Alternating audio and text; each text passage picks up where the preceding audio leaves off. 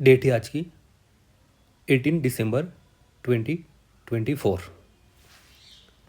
हमारी first news. ये news हमारे लिए काफ़ी इम्पोर्टेंट है। यहाँ पे दो कीवर्ड आते हैं। फर्स्ट आता है त्रिशूर पूरम, जो केरला का एक फेस्टिवल है जहाँ पे एलिफेंट को यूज़ किया जाता है। त्रिशूर पूरम, ये प्रीफैक्ट पॉइंट यहाँ पे मिलता है। सेकंड कीवर्ड है इसेंशियल रिलीजियस प्रैक्टिसेस। कुछ दिन पहले हमने वाइकोम मूवमेंट का आर्टिकल किया था। उसमें एक केस का जिक्र आया था जिसका नाम है श्री शिरूर मठ केस 1954। जिसमें सुप्रीम कोर्ट ने कहा था स्टेट मैनेज कर सकता है सिक्युलर अफेयर ऑफ टेम्पल के। उन्होंने वहाँ पे एक टेस्ट प्रोपाउंड की थी, उसका नाम था इसेंशियल रिलीजियस प्रैक्टिसेस।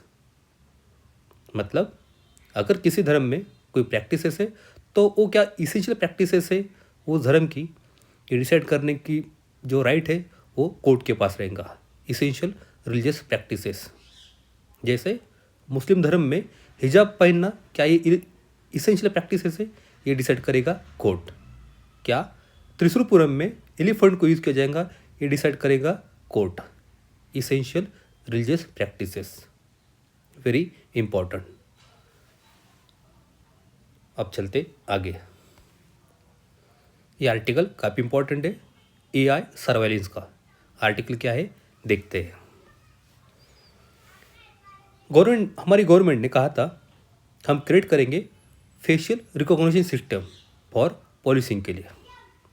उसके बाद उन्होंने AI power surveillance system deploy की थी अक्रॉस रेलवे स्टेशन भारत भर में।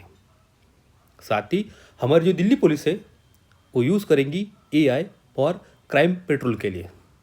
और हमारा प्लान है हम लॉन्च करेंगे 50 एआई पावर सेटेलाइट्स। टेक्नोलॉजी का इंटीग्रेशन एक अच्छी बात है लॉ इन्फोर्समेंट के साथ, लेकिन उसके साथ कुछ substantial legal and constitutional concern भी खड़े हो जाते हैं। ड्रैगनेट सर्वाइलेंस, ये इंडिस्क्रिमिनेट डाटा कलेक्शन है बिहाइंड जस्ट सस्पेक्ट और क्रिमिनल का। यूएस का एक एक्ट है फॉरेन इंटेलिजेंस सर्वाइलेंस एक्ट, उसका सेक्शन 702 कहता है कि इवन उनका इंटेंशन अच्छा है सर्वेलेंस का, लेकिन वो रिजल्ट कर जाता है over rich infringing on citizen right को। तेलंगाना पुलिस डाटा ब्रीच एक केस हुई थी हैदराबाद में, इशू चल रहा था। ये डीप रूटेड कंसर्न हमारे लिए सामने आ जाता है अबाउट डाटा कलेक्शन प्रैक्टिसेस का ऑफ लॉ इन्फोर्समेंट एजेंसी के माध्यम से। हैदराबाद पुलिस उन्होंने पीपल का डाटा एक्सेस किया, कहाँ से? सोशल वेलफेयर स्कीम के डाटाबेस से। तो ये क्वेश्चन बन जाता है स्कोप ऑफ डाटा कलेक्शन, साथ ही lack of transparency regarding its use.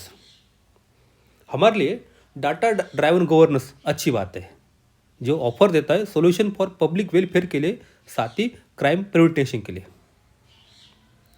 लेकिन ये जो प्रैक्टिसेस है must be major against individual right to privacy as guaranteed under article 21 of Indian constitution. 2017 में सुप्रीम कोर्ट के सामने एक केस आई थी, उसका उन्होंने जजमेंट दिया कि यस पुट्टास्वामी 2017।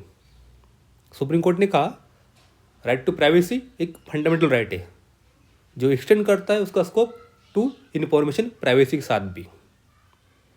जजमेंट कहता है कि एरिया ऑफ जो डाटा वेरिएंस का है उसके साथ चैलेंजेस भी आते हैं, that must address through robust legal framework. हमें लीगली लॉ पे बनाने चाहिए। उसके बाद पार्लियामेंट ने एक एक्ट पास कर दिया, नाम है digital personal data protection act 2023। एक फ्रेमवर्क है जो मैनेज करता है कंसेंट एंड इंश्योर करता है अकाउंटेबिलिटी फॉर डाटा प्राइवेसी के लिए। लेकिन उसमें भी बहुत सारे ब्रॉड एग्जाम्पशन है। गवर्नमेंट को अनचेक पावर है टू प्रोसेस पर्सनल डाटा। उसका एग्जांपल दिया सेक्शन 7G में, जो वेव्स करता है need for concert when processing data for medical treatment जब एपिडेमिक जैसी सिचुएशन आ जाए like corona. Delhi and Hyderabad police ये डाटा सर्वेलेंस ज़्यादा तौर पे कर रहे हैं। उन्होंने इंटीग्रेट किया है आर्टिफिशियल इंटेलिजेंस को into policing without any publicly available guidelines on how to data is collected, process करना और स्टोर करना, साथ ही how potential abuse of technology will be prevented. Debate चल रही है ओवर आर्टिफिशियल इंटेलिजेंस सर्वेलेंस पे। एक टच करता है एक फंडामेंटल कॉन्स्टिट्यूशनल क्वेश्चन जो राइट टू प्राइवेसी है आर्टिकल 21 में। साथ ही जो प्रिंसिपल दिया था पुट्टास्वामी जजमेंट में, प्रिंसिपल ऑफ प्रोपोर्शनलिटी, क्या है प्रिंसिपल देखते हैं। डिमांड करता है that any intrusion into personal data be, उसके पीछे कोई लॉ बनाया गया है, उसका जो एम है वो जो लेजिटमेट है, साथ ही उसके जो गोल है क्या वो प्रोपोर्शनेट है। राइटर का कहना है हमें चाहिए एक कॉम्प्रिहेंसिव रेगुलेटरी फ्रेमवर्क जो एड्रेस करेगा आर्टिफिशियल इंटेलिजेंस के इम्प्लीकेशन को फॉर सिविल लिबर्टीज़ के लिए, हेल्प करेगा protect public interest in concerns with right to privacy.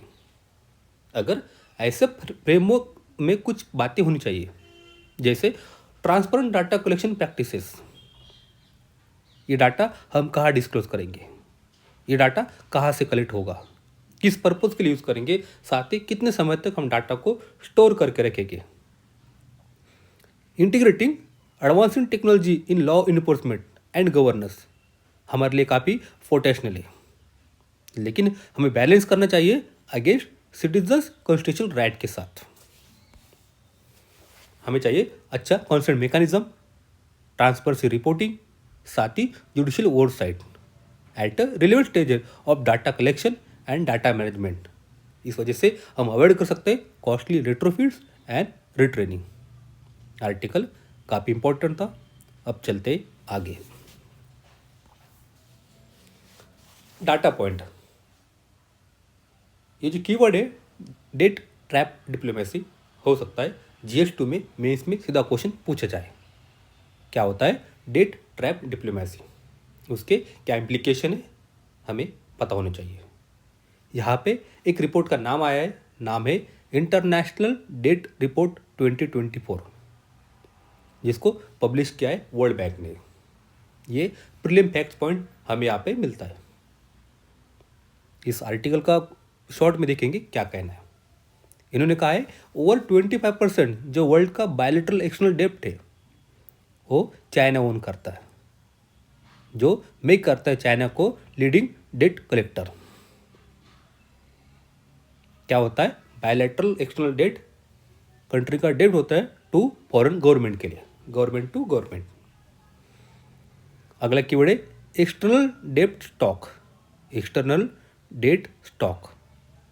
ये डेट ओन होता है कंट्री का टू नॉन रेसिडेंट के साथ, आपको रीपे करना होगा करेंसी में, गुड्स में, साथ ही सर्विसेज में।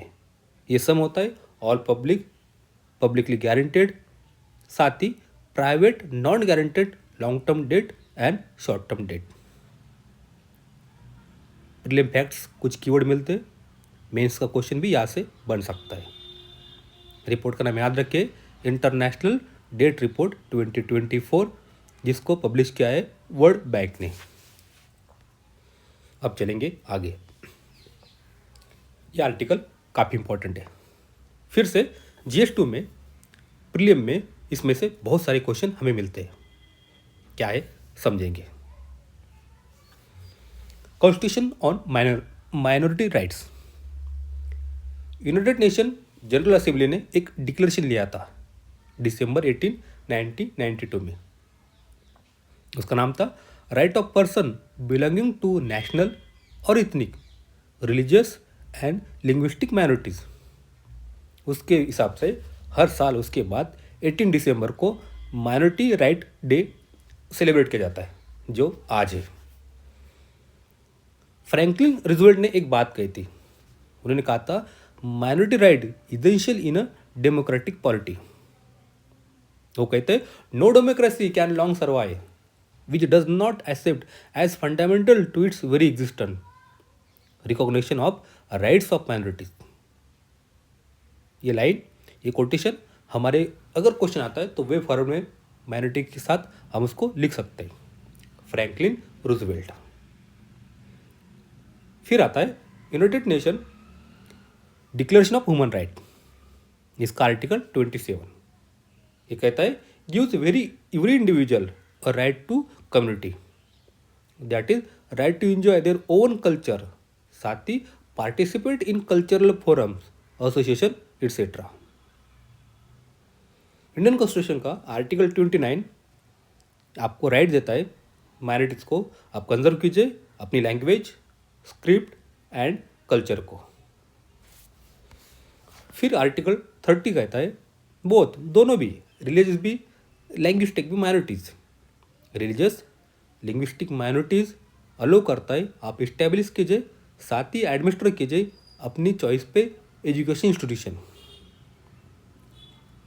उसके लिए 1974 में सुप्रीम कोर्ट में एक केस आई थी सेंट जेवियर्स कॉलेज सोसाइटी की, जिसमें सुप्रीम कोर्ट ने कहा था कि जो होल ऑब्जेक्ट है आर्टिकल 30 का वो इंश्योर करता है equality between majority and minority. If minorities do not have such special protection they will deny equality. Important judgement है। माइनॉरिटी जो वर्ड है हमारे कॉन्स्टिट्यूशन में 4 जगह पे यूज किया गया है, बट उसकी कहीं भी डेफिनेशन नहीं दी गई है। सुप्रीम कोर्ट का कहना है माइनॉरिटी डिफाइन होता है स्टेट लेवल पे। एग्जाम्पल देखिए, हिंदू रिलीजियस माइनॉरिटीज है पंजाब में, कश्मीर में एंड नॉर्थ ईस्ट के स्टेट में, वहाँ पे उनको इंटाइटल्ड है माइनॉरिटी राइट्स को। आगे आर्टिकल 350A कहता है provide instruction in primary stages of education in mother tongue. उसके बाद आर्टिकल 350B जो बात करता है appointment of special officer for linguistic minorities की, इसको कॉन्स्टिट्यूशन में बाद में ऐड किया था 7th कॉन्स्टिट्यूशनल अमेंडमेंट के माध्यम से।